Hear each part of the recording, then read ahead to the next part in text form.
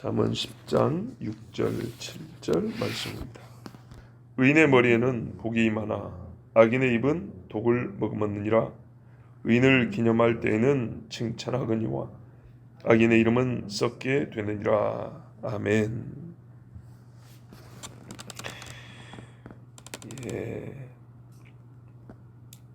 오늘 말씀부터는요, 의인과 악인에게 내려지는 상벌이 다르고 또 그렇게 어떻게 다른지, 그럼 그 다름이 나타나는 곳이 어디인지 가만 보면 두 사람의 차이가 나타나는 바로 거기에 상벌이 주어져서 대번을 알 수 있게 합니다. 의인과 악인이 말하는 게 다르잖아요. 의인의 입에 복을 주고 악인의 입에 저주를 합니다. 대번에 압니다. 악한 생각이 여기서 나와요. 여기서 나오죠. 그래서 여기에 복을 주고 여기에 벌을 줍니다. 그래서 딱 보면 의로운 자구나, 악한 자구나, 또 어떤 악을 저질렀구나, 어떤 의로운 생각이나 말이나 행실을 했구나 알 수가 있습니다. 6절에 의인의 머리에는 복이 임한다 그랬습니다. 복은 의인의 머리 위에 있으나, 그 말입니다. 복을 찾았더니 어디냐면 의인의 머리 위에서 찾아지는 거예요. 머리 위에 옛날에 그게 뭐라 그러죠? 머리 이거 할 때 요만한 거 이거 있잖아요. 동그란 거 해보셨죠? 안 해보셨구나. 새참 이거 할 때 머리 이렇게 이름이 생각나는데 여기 놓고 가는 거 있어요. 이렇게 조그마한 게 아니고 머리를 확 덮고 있는 걸 감싸고 있는 거예요. 복이. 노아의 머리에는 복이 임하여 방주지을 지혜가 있고 그의 머리 위에 무지개가 솟아오른 것을 보았습니다. 복이 있죠. 의인의 머리에 복이 있어요.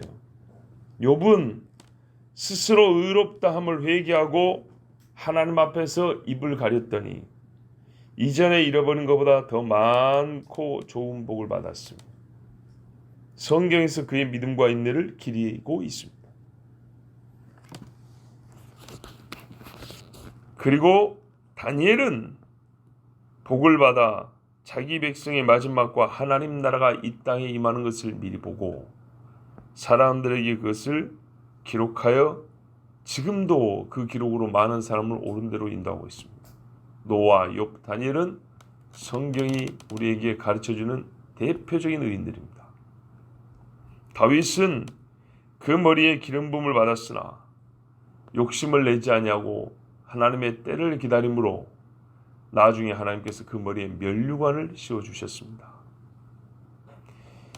예수님은 시몬에게 축복 기도를 받았습니다. 그 머리에 선지자 시몬에 의해서 큰 축복이 임했고 하나님의 뜻을 따라 역시 세례받을 때 하늘에서 성령이 그 머리 위에 비둘기같이 임하였습니다. 그의 머리 위에 하늘로부터 쏟아 내려지는 음성이 있어 흘러넘치도록 이는 내 사랑하는 아들이요 내 기뻐하는 자다 하고 예수님의 위에서 쫙 소리가 내려와 덮었습니다. 악인들의 머리에는 복이 없고 도리어 그들의 입은 폭력이 덮고 있습니다. 오늘 말씀에 보면 악인의 입은 독을 머금었느니라 그러니까 입 벌려봐 했더니 안에 독이 머금어져 있는 거 같죠. 요거는 좀 번역이 문제 있고요. 그게 아니고 아까 복이 어디 있는가 봤더니 의인의 머리 위에 있는 것처럼 폭력, 악독함이 어디 있는가 봤더니 악한 사람들의 입에 이렇게 덮여 있는 거예요. 그렇죠. 우리 마스크처럼 이렇게 입을 이렇게 훅 감싸고 있는 거예요. 성령이 비둘기같이 임하여 예수님의 머리 위를 쫙 이렇게 흘러내려 덮는 것처럼 폭행과 악독함이 입을 이렇게 확 덮고 막 이렇게 소용돌이 치고 있는 거예요. 이게 본문의 뜻이에요. 입 벌렸더니 어금니 어디사에 끼어 있는 게 아니고요. 자, 이 말씀은 두 가지로 해석이 되는데 첫 번째는 뭐냐면 악인이 그 입으로 명확한 사실로서의 악이나 폭력을 위장하여 가린다는 뜻입니다. 시편 55편 21절에 그 입은 우유 기름보다 미끄러워도 그 마음은 전쟁이요 그 말은 기름보다 유하여도 실상은 뽑힌 칼이로다 그랬습니다.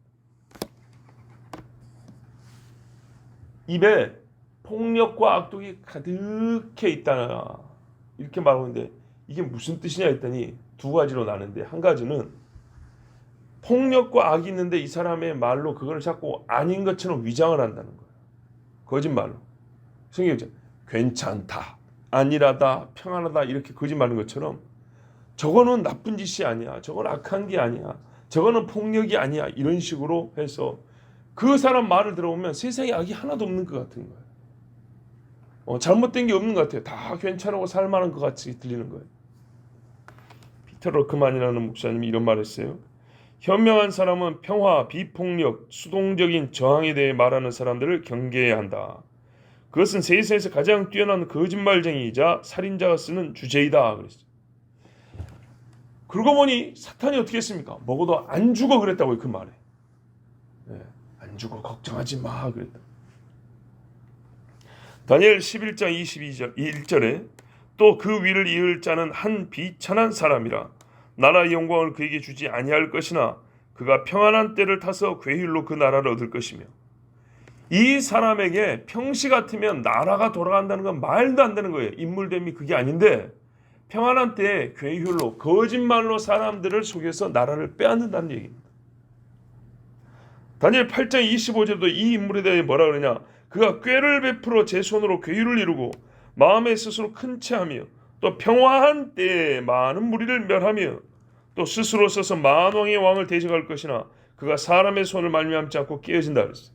결국에는 깨어지는데 하는 짓이 스스로 마음에 나는 크다 나는 하나님이다 이런 다음에 사람들을 말로 속인대요. 말로 속인 다음에 만왕의 왕을 대적하자 이렇게 한다는 거예요. 근데 그거를 듣는 사람은 이게 하나님을 대적하자는 소리인지 잘 못 알아보여요. 왜요? 악이 입에 이렇게 덮여있기 때문에 이 사람이 말하는 거를 그 진위를 잘 분별을 못한다는 거예요. 아까 시편에 뭐라 그래요? 우유보다 미끄러워도 전쟁이라고 그러잖아요. 자, 두 번째 뜻이 뭐냐? 악인이 하는 말은 말 그대로 폭력과 악독으로 끝난다 그 말입니다. 폭력이 악인의 입에 덮여져 있습니다. 폭력성, 이성적이거나 어떤 영적 분별이라거나 이게 아니라 동물적인 본능과 정당한 이치와 앞뒤가 맞는 논리는 거부하고 분노와 성냄과 즉흥적인 충동에 의해서 행동이 나가는 거예요. 우리가 흔히 정말 폭력적인 사람이란 쉽게 그런 뜻입니다.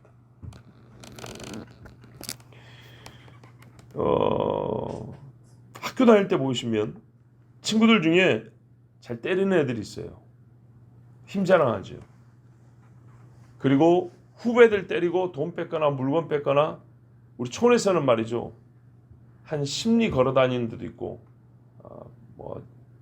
2km, 3km, 4km 이렇게 막 멀리서 이렇게 걸어오거든요. 8개 마을이 있는데 우리 동네가 제일 크니까 이쪽으로.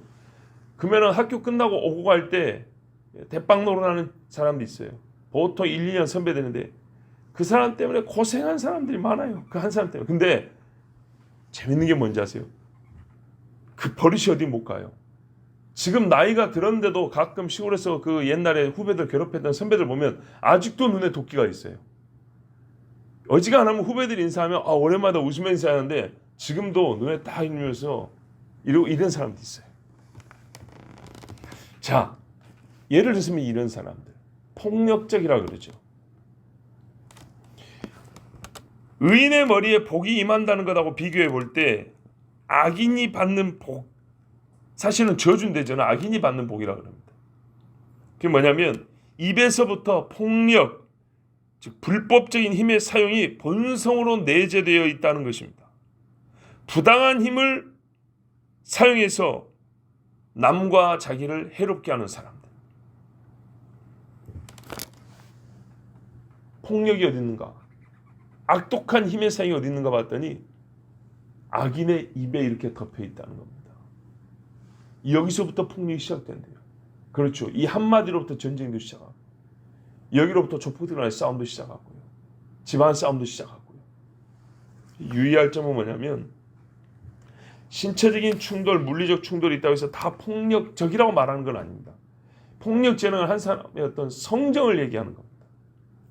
여러분 이순신 장군이 일본 옛날 임진왜란 때 엄청나게 많은 사람을 진짜 무력으로 폭력으로 죽였어요. 그런다 우리가 그 장군을 폭력적인 사람이라 하나요? 아니죠.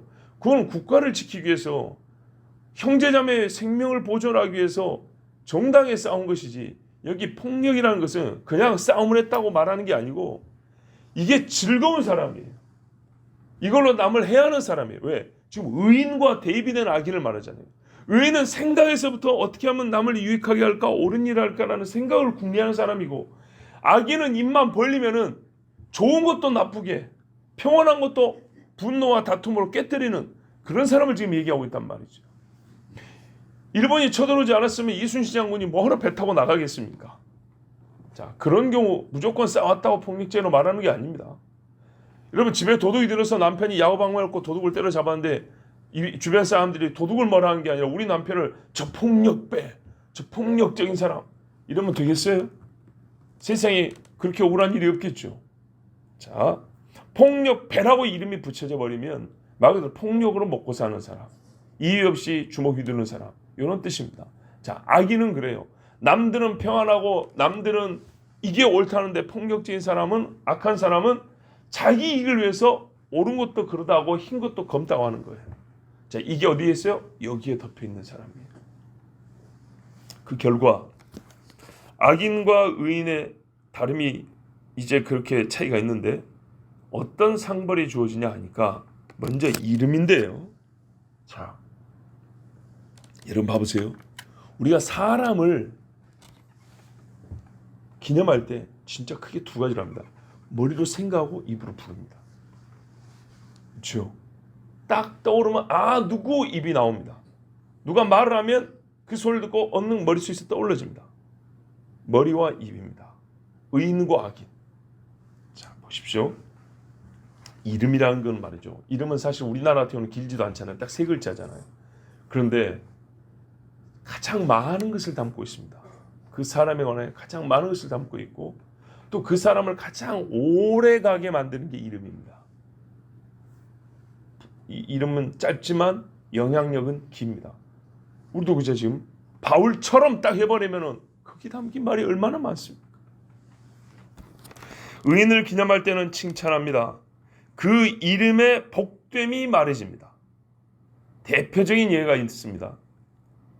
여호야다 대제사장 들어보셨죠? 요아스를 성전에서 7년간 길러가지고 나중에 아합의 딸 아달랴를 몰아내고 죽이고 다윗의 남은 등불 요아스를 왕으로 세워준 사람.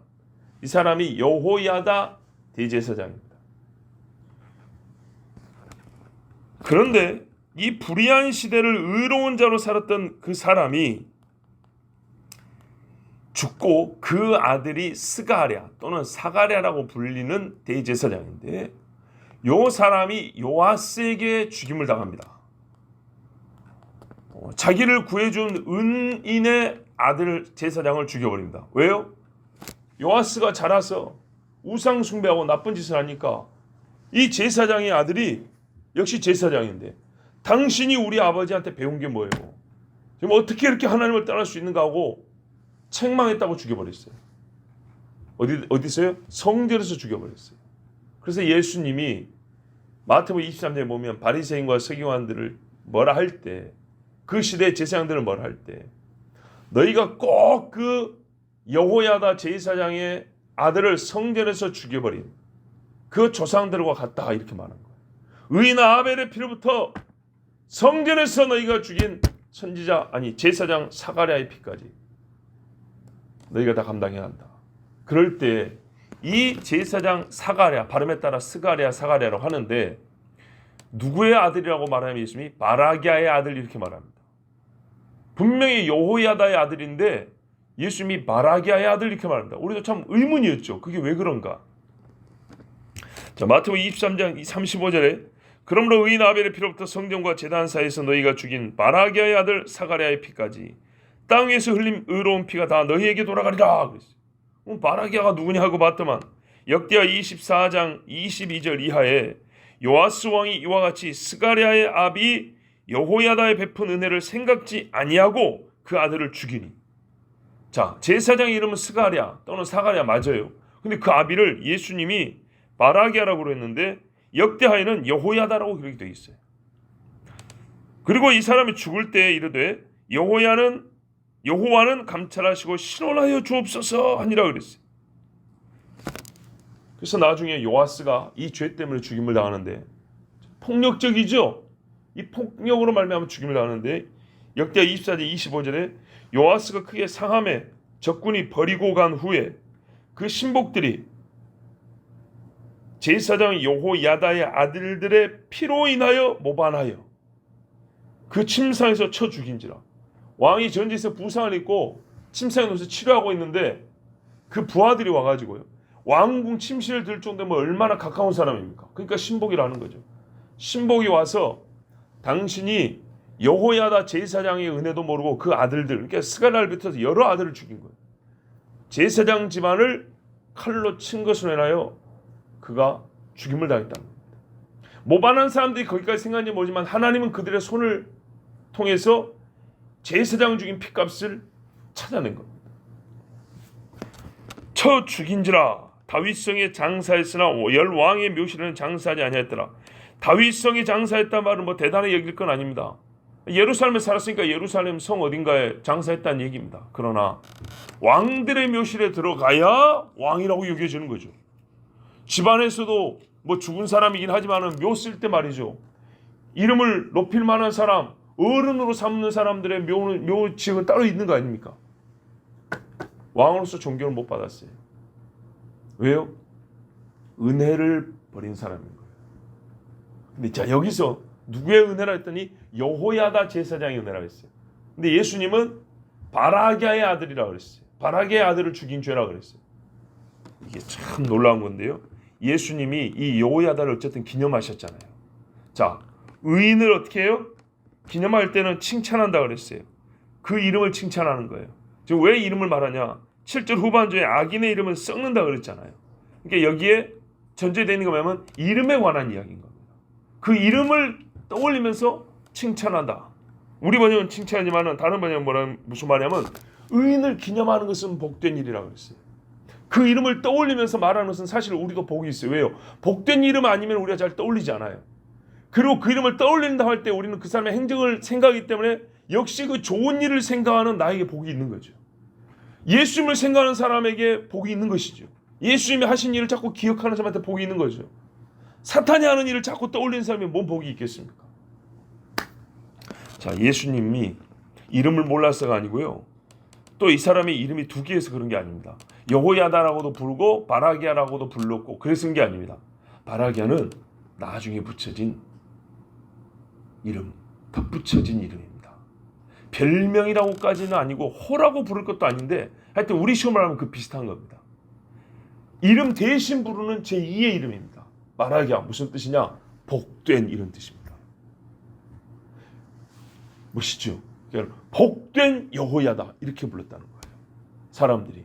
그냥 여호야다는 너무 훌륭한 제사에서 그냥 부를 수가 없는 거예요. 우리가 그렇잖아요. 훌륭한 사람들은 이름을 그냥 부르지 않냐고 호를 불려주는 게 존대음입니다. 그런 것처럼 여호야다 대제사장은 너무 훌륭한 사람이어가지고 후대 사람들이 그냥 여호야다 이렇게 건방지게 못 부르고 바라기야 여호야다 이런 식으로 불렀다는 거예요. 그래서 바라기야라고 이름 붙인 사람은 덧붙이는 사람은 여호야다밖에 없어요. 그러니까 바라기야 하면 딱 여호야다 이렇게 떠오르는 거예요. 멋있죠? 멋있어요. 그래서 예수님이 바라기야 그러니까 야 너는 족보도 모르냐 이스라엘 사람이 돼가지고 이러지 않았어요. 딱 알아먹었어요. 여호야다 말하는 것은. 의인을 기념하는 것은 칭찬할 일이고요. 바라기야라고 이름 붙여진 여호야다. 그는 후대 사람이 그를 기억하고 싶을 때 그가 한 일을 기억하기 위해서 바라기야라는 이름을 붙였고 바라기야 할 때마다 의로운 사람의 의로운 일을 기억하기 때문에 그 이름을 부르는 사람들 역시 복이 있었어요. 참 놀라운 것은 예수님 당시에 누가 바라기야라고 언급한 사람이 있는가 한번 봐보세요. 예수님만 언급해요. 복 있는 사람이 복 있는 사람 이름을 언급을 한다고요. 예, 복 있는 사람이 복 있는 사람을 최고로 복되게 언급을 한다고요. 말하게 하라고. 그러므로 의인을 기념하는 것은 복된 일입니다. 시편 112편 6절에 확실히 그가 영원토록 흔들리지 아니하리니 의로운 자는 영원토록 기억되리로다 그랬어요. 여러분, 롯을 기념하여도 롯의 동서가 이름이 뭔지 아세요? 나오미를 떠났던 그 며느리 둘이 있었죠. 떠나버린 며느리 이름 기억하세요? 봐요, 기억 안 나잖아요. 오르바. 예, 오르바인데 이게 기억이 안 납니다. 역사 중에 특히 서양권에서 미리암, 마리아, 히브리식으로는 미리암이고 헬라식으로는 마리아라고 부르는데, 하여튼 마리아라는 이름이 여러분 얼마나 많은 여인들에게 이름 붙여진지 아십니까? 왜요? 복되니까. 복이 있도다 여인이요, 이제 이후로 너를 복되다 하리로다. 베드로, 피터, 요한은 뭐 존 칼뱅, 야고보, 제임스 있죠, 제임스. 예. 또 폴은 엄청 들어봤죠. 바울이 영어식으로 폴이에요. 보세요.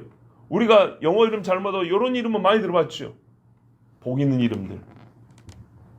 그러나 여러분, 혹시 가룟 유다 들어보셨어요? 대마는 세상을 살아서 가버렸다는데 대마라고 붙여진 이름 들어보셨어요? 없지요.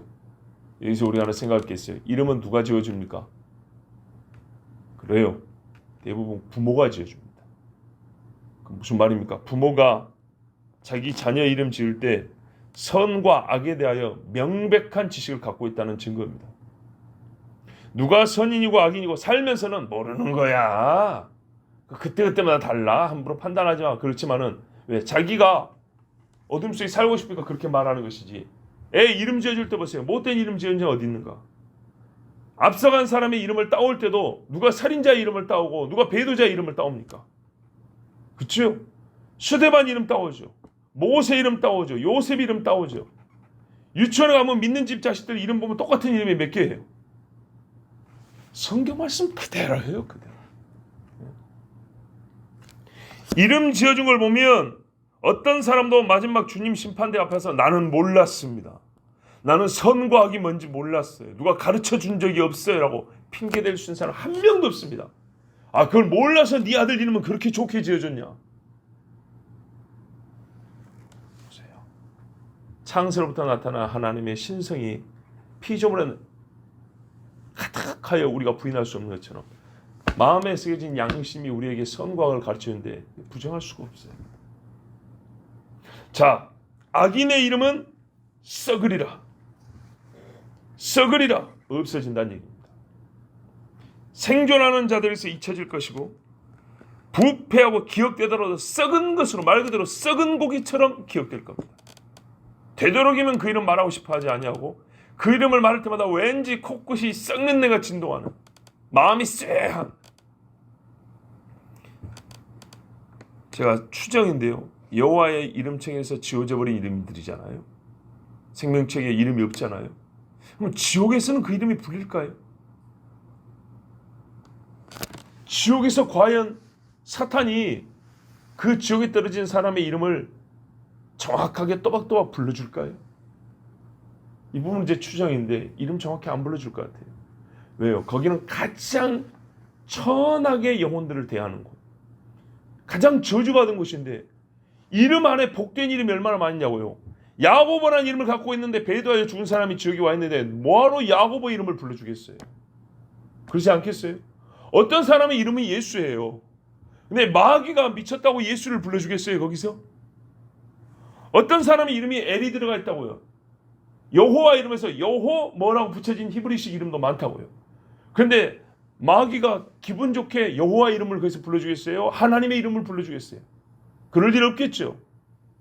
아마 이름 말고도 부를 게 얼마나 많습니까? 우리도 인생 살면서 기분 나쁘면 야 이렇게 부르는데 마귀가 뭐하러 그 사람들의 이름에 있는 좋은 의미를 기억나게 불러주겠습니까? 악인의 이름 어떻게 해요? 썩어요. 불려지지 않아요. 기억되지 않아요. 예레미야 17장 13절에 오 주여 이스라엘의 소망이시여 주를 버리는 모든 자들은 부끄러움을 당하며 나를 떠나는 자들은 땅에 기록되리니 우리 번역에는 여호와를 떠나는 자들은 땅에 기록되리니 이렇게 돼 있어요. 이는 그들이 생수의 샘이신 주를 버렸기 때문입니다. 이 말씀대로 현재에서 가늠하다 잡힌 여인을 데리고 와서 여자도 죽이고 예수도 죽이고 하자 한 사람들 앞에서 예수님은 땅바닥에 글을 쓰셨어요. 걔들이 율법을 가져왔기 때문에 율법을 하면 땅에다가 이름을 써버린다는 게 뭔지 알아요. 시편 9편 5절 6절에 주께서 이교도들 이방인 책망하시고 사악한 자들을 멸하시며 그들의 이름을 영원 무궁토록 없애셨나이다. 보세요. 영원 무궁이 없애버렸대요. 의인의 이름이 영원히 기록되고 성전 문기둥에 그 기둥에 이름이 기록된 것처럼 반대로 악인들의 이름이 잊혀져 버립니다. 이스라엘을 칠 곡의 이름이 이렇게 될 것이고 영원 뭉토록 없애는 이름이 될 것이고 사탄이 이렇게 되어 있습니다. 여러분 사탄이 원래 이름이 아니잖아요. 그렇죠? 떨어진 악한 영들의 수계 사탄입니다. 마귀라고 부르니 어찌 마귀가 이름입니까? 하나님이 마귀라는 것을 창조했습니까? 아니죠. 그건 본래 이름이 아닙니다. 사탄, 참수하는 자, 속이는 자, 거짓말하는 자, 고발하는 자. 그건 이름이 아니지 않습니까? 본래 이름 불려지지 않습니다. 처음에 하나님은 영화로운 존재로 만들었다 했습니다. 가브리엘은 그대로 가브리엘로 불려집니다. 미가엘은 그대로 미가엘이라고 불려집니다. 그러나 사탄은 원래 이름을 잊혀지고 타락한 천사의 수계라고 악한 영이라고 그렇게 불려집니다. 시편 109편 12절에서 20절 말씀에 보면 악인에 대하여 하신 말씀인데 저에게 은혜를 계속할 자가 없게 하시며 그 고아를 연홀할 자도 없게 하시며 그 후사가 끊어지게 하시며 후대에 저희 이름이 도말되게 하소서. 후대에 저희 이름이 도말되게 하소서. 15절에 그 죄악을 항상 여호와 앞에 있게 하사 저희 기념을 땅에서 끊으소서. 그 죄가 있는 이상 죄에 가려서 그 이름은 하나님 앞에 있지 못하게 되는 거예요. 죄가 여호와 앞에 있을 것이냐 내 이름이 여호와 앞에 있을 것이냐 이거 결정해야 됩니다. 저주가 물같이 그 내부에 들어가며 기름같이 그 뼈에 들어갔나이다. 야, 이건 굉장히 중요한 이야기인데요. 이거는 오늘 말씀 주제하고는 좀 다르지만 전에 들은 말씀을 한번 상기해 드립니다.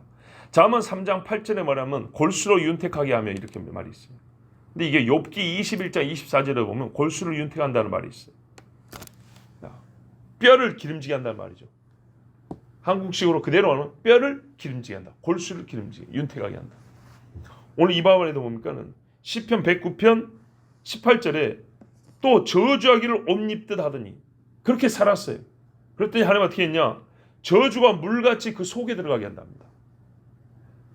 저주를 이렇게 덮고 살았어요. 악이 입에 덮여 있었어요. 그 안에 하나님의 저주가 들어있죠. 그것처럼 저주를 이렇게 옷 입듯 입고 산 사람은 저주에 사람 몸이 덮여 있잖아요. 그러면 여기서부터 이 내부는 전부 다 저주로 가득 찬 거예요. 그래서 저주가 물같이 그 사람의 내부에 들어가기를 기름같이 그 뼈에 들어간나이다. 뼈에 뭐가 있다고요? 기름이 있다고요. 뼈에는 기름이 있어요. 그런데 이 사람 몸에 저주가 배어있는 것을 가르쳐주기 위해서 어느 정도로 저주가 그 사람에게는 배어있냐?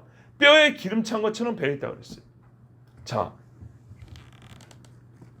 사람 지방에 기름이 있지만은 뼈를 고아 먹는다 그랬죠.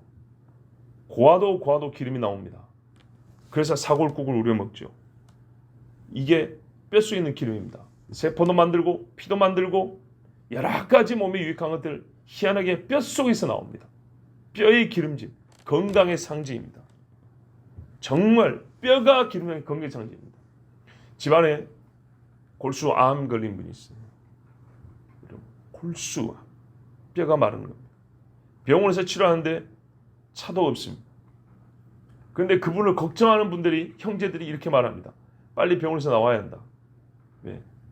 약이 전혀 듣지 않고 먹지를 못해서 약이 독하니까 입도 부르트고 온몸이 망가져서 이제 먹지도 못하는 거예요. 그리고 하는 말이 무슨 말이야? 그 독한 약은 뼈를 마르게 한단 말이야. 성경은 모르는데 그런 소리라는 걸 제가 들었어요. 그래서 제가 딱 한마디 거들었어요. 맞습니다 그랬어요. 성경에 건강은 하나님 주신 복주에는 뼈가 기름지다 그랬습니다.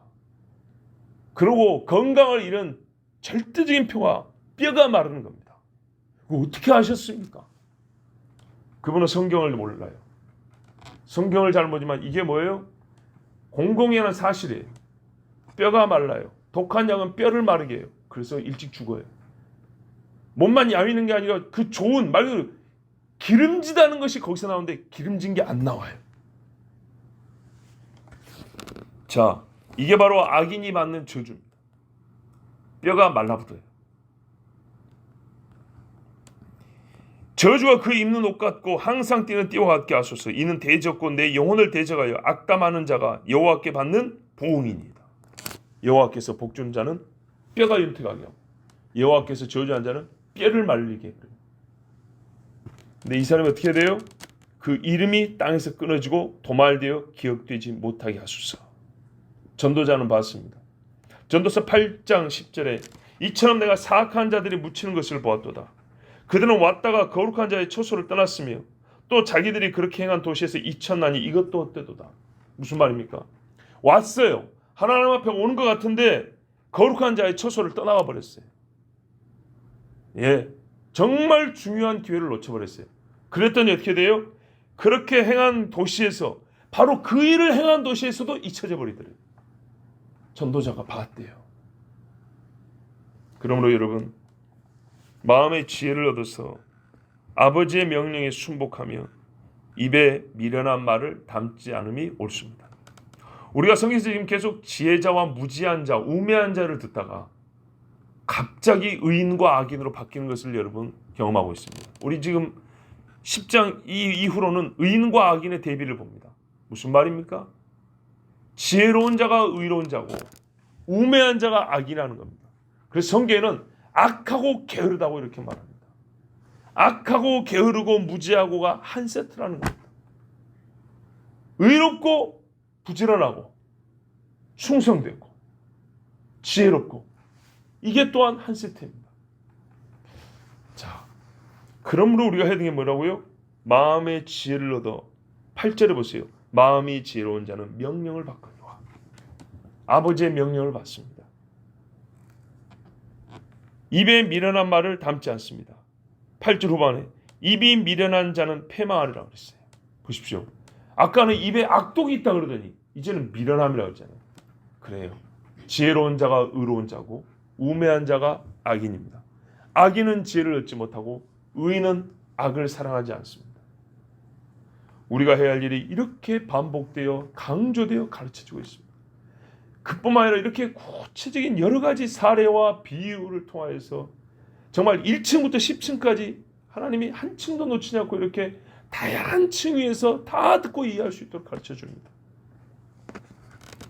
그렇다면 이 종이 오늘 이 말씀을 전하면서 원하는 바는 우리가 다 의인의 반열에 들고 우리 이름이 여호와께서 기억하시는 이름이 되고 또한 후대 사람들에게도 정말 복됨을 생각하고 싶을 때 떠올릴 만한 이름이 되기를 정말 축복하고 원합니다.